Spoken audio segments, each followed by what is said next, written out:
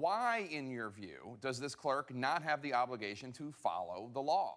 Because the Supreme Court cannot make a law. They can review a law, they can interpret a law, but they can't make one. And this is what Jefferson was so clear in saying. Lincoln said it, Hamilton said it, that the courts don't have the constitutional authority to just create a law. They can interpret and say one is not appropriate, but then the people's elected representatives have to codify into law the specifics. That has not been done.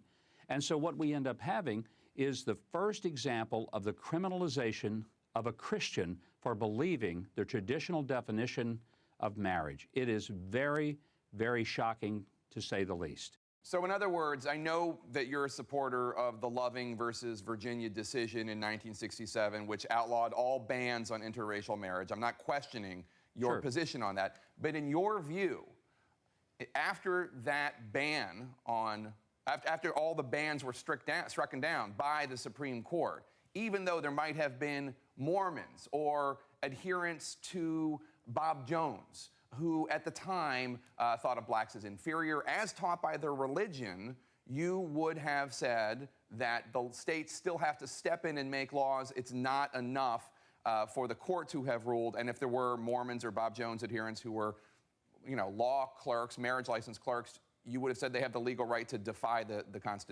Supreme Court. It's not the same case. That was an interpretation of marriage, but it was still man-woman marriage. This is a completely new, total redefinition of marriage, Jake. And I think what's important is that we have a county clerk who was not accommodated for her faith, but was jailed without bail. For gosh sake, John Wayne Gacy, the Boston Strangler, they got bail. So did Jeffrey Dahmer.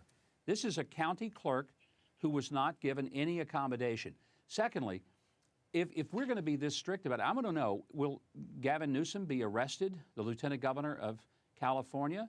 Because when he was mayor, he performed same-sex weddings, even though it was blatantly illegal in his state.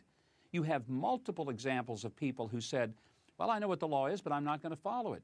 Barack Obama 23 times said that he couldn't enact the DREAM Act. It would be against the law. Then he turned around and did it. My question is, why is there a double standard, two sets of rules, one for politicians on the left and another set of rules that is applied to a county clerk in Kentucky who, by the way, is a Democrat?